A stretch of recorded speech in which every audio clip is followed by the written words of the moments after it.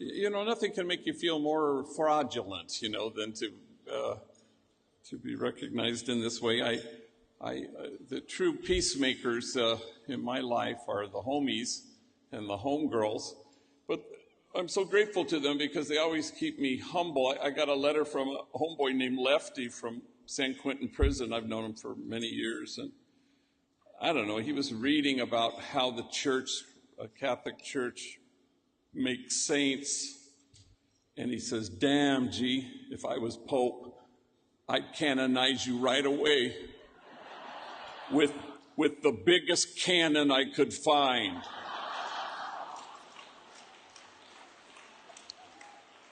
Brings a tear to my eye even as I recall that. What Martin Luther King says about church could well be said about your time this evening here at this amazing dinner, that it's not the place you've come to, it's the place you go from. And you go from here to imagine a community of kinship such that God might recognize it. You go from here to imagine a circle of compassion, and then imagine nobody standing outside that circle. And then you go from here to dismantle the barriers that exclude. And the only way I know how to do that, and the homies have taught me this, is to stand at the margins. Because if you look under your feet, the margins get erased because you chose to stand there. And you stand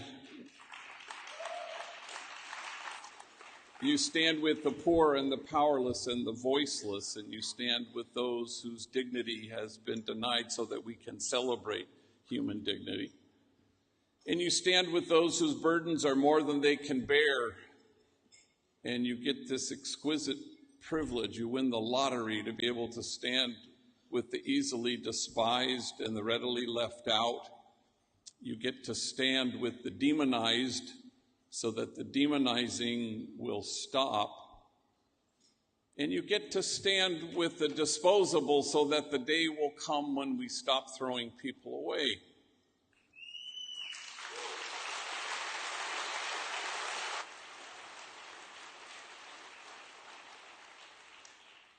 And you brace yourself as you go to the margins because people will accuse you of wasting your time. But the prophet Jeremiah writes, "In this place of which you say it is a waste, there will be heard again the voice of mirth and the voice of gladness, the voices of those who sing." You go to the margins and suddenly other voices get heard. So Homeboy Bakery was our first social enterprise at Homeboy Industries many, many years ago.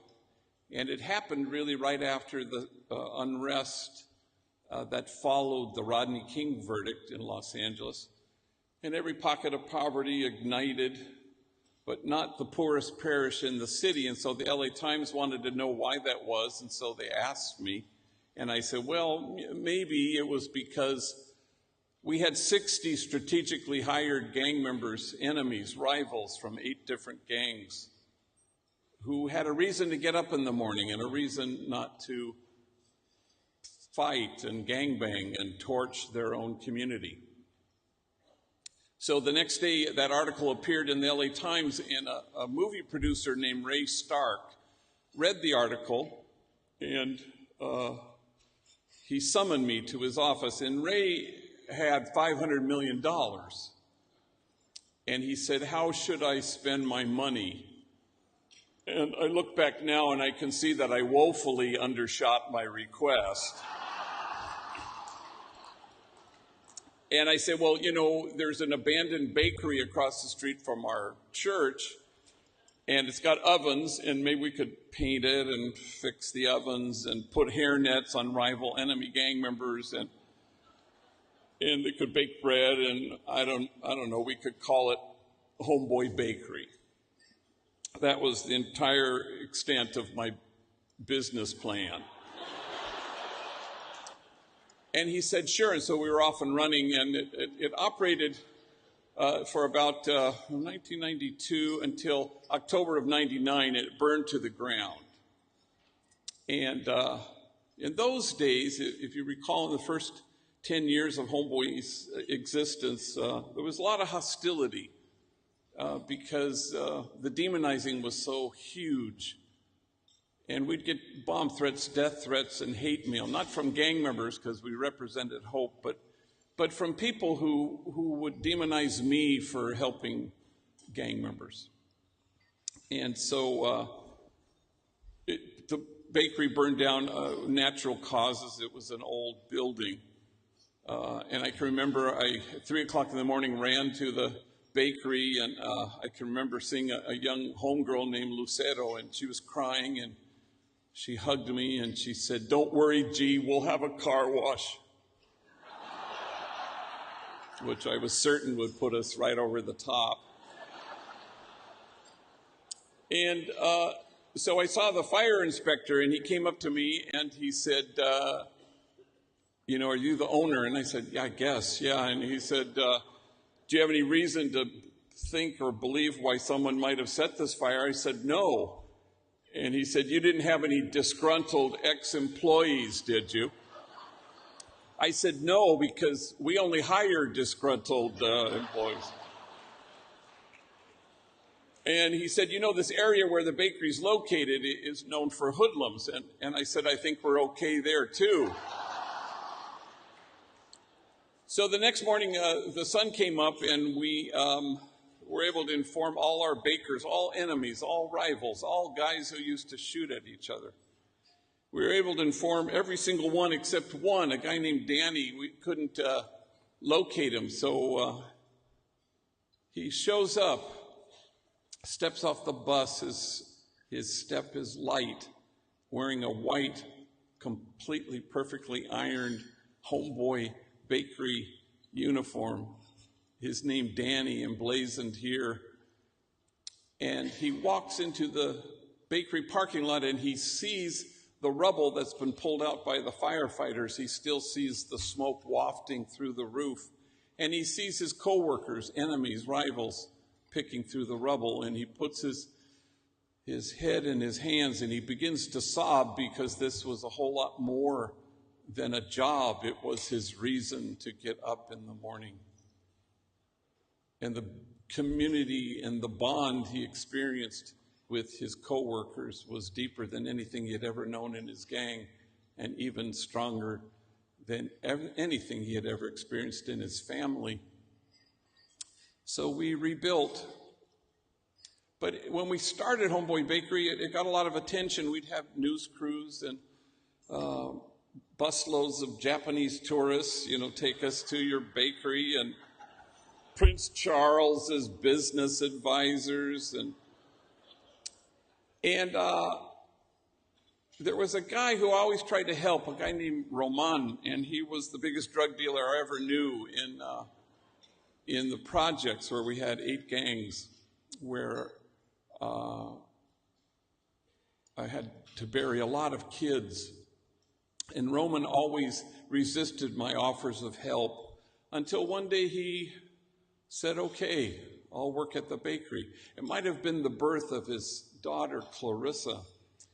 And he was a leader in his gang, so he became a leader in the bakery. He went from working with his enemies to supervising them, which is a great deal more difficult.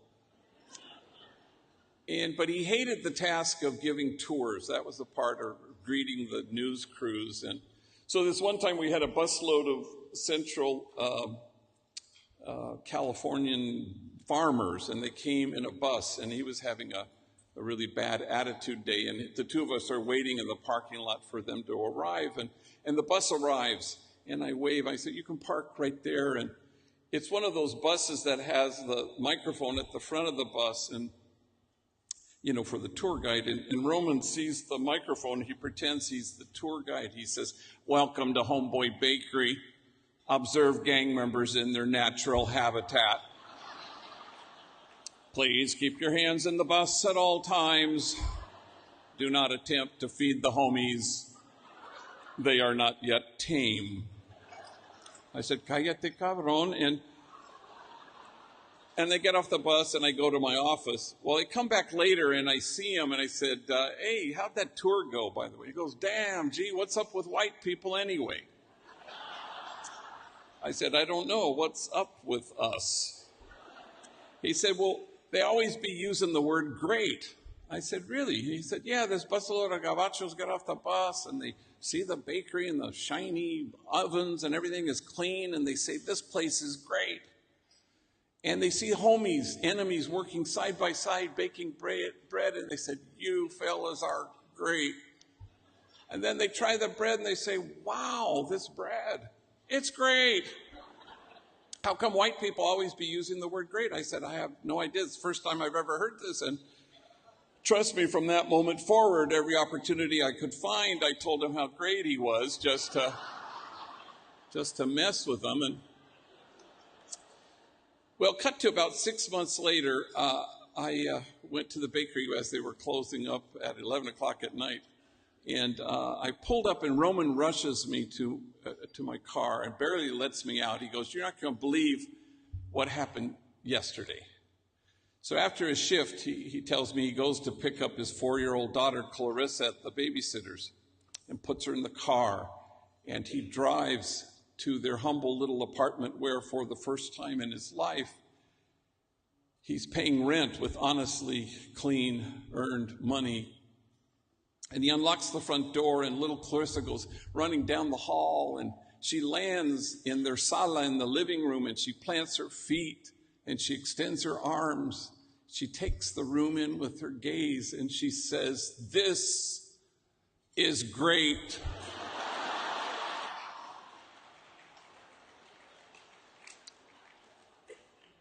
And he said, I thought she was turning white on me. And he gets down at eye level and he says, Mija, what's great? And she clutches her chest with great emotion and she says,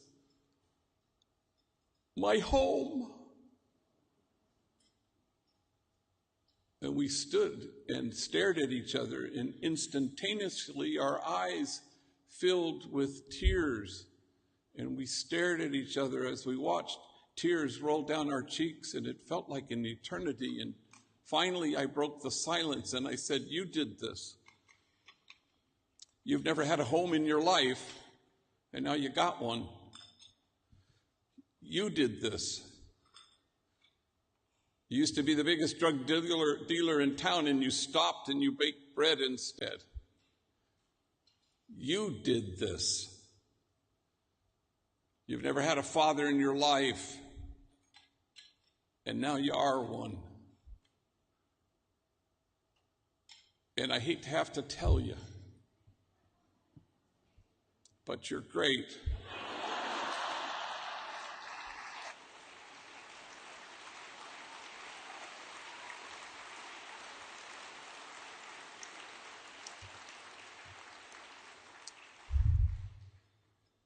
And I hate to have to tell you that the very first time I ever told that story, I retrieved it from my memory bank, was about 6 months later at his funeral. And he was packing his car to go on a camping trip, and 2 guys came in with their faces covered and saw him and must have thought, he'll do. But the question I was most asked in the week that spanned his death and his burial was from his homies, who said, what's the point of doing good if that can happen to you? And I told them in that packed church that night after I told that story, that before he left us, he could celebrate his own human dignity.